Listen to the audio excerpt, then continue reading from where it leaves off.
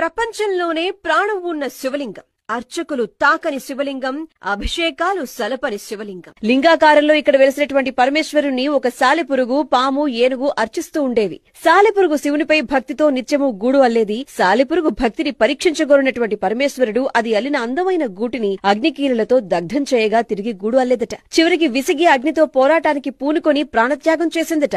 పరమేశ్వరుడు ఆ సాలెపురుగుకు మోక్షాన్ని ప్రసాదించారు. ఇక పాము నిత్యం మనులతో శివుని పూజిస్తూ ఉండగా ఏనుగొచ్చి ఆ మనులను తొలగించి నిత్యం జలంతో అభిషేకించి బిల్వపత్రాదులతో పూజించేదట. మరునాడు అక్కడికొచ్చినటువంటి సర్పానికి పత్రాలు కనిపించేసరికి కారకులెవరో తెలుసుకుందామనుకుని ఉదయాన్నే పొంచి చూసి ఏనుగొచ్చేసరికి ఏనుగు తొండల్లో దూరి కుంభస్థలాన్ని చేరి పీడించేసరికి ఆ సర్పం పెట్టిన బాధకు తాళలేని ఏనుగు కొండకు కుంభస్థలాన్ని మోదుకుని మరణించిందట. కుంభస్థలంలో ఉన్నటువంటి సర్పరాజం కూడా అసువులు బాసింది. ఆ విధంగా 3 ప్రాణులు కూడా మోక్షాన్ని పొందుకున్నటువంటి అద్భుతమైన క్షేత్రమే శ్రీకాళహస్తి. ఈ శివలింగాన్ని ప్రాణంగల శివలింగంగా భక్తులు విశ్వసిస్తారు. ఆలయ గర్భగుడిలో ఉండే అన్ని దీపాలు నిశ్చలంగా ఉన్న శివలింగానికి ఎదురుగా ఉండే జ్యోతి మాత్రం ఎప్పుడూ రెపరెపలాడుతూ ఉంటుంది. వాయులింగంగా కొలువైయున్న స్వామివారి ఉచ్ఛ్వాస నిశ్వాసల గాలి కారణంగా దీపం ఎల్లప్పుడూ రెపరెపలాడుతుందని నమ్మకం. శ్రీకాళహస్తిలో శివలింగాన్ని మాత్రం అర్చకులతో సహా ఎవ్వరూ తాకరు. నవగ్రహ కవచంతో ఉండే ఈ శివలింగాన్ని ప్రతిరోజు పచ్చకర్పూరంతో అర్చకులు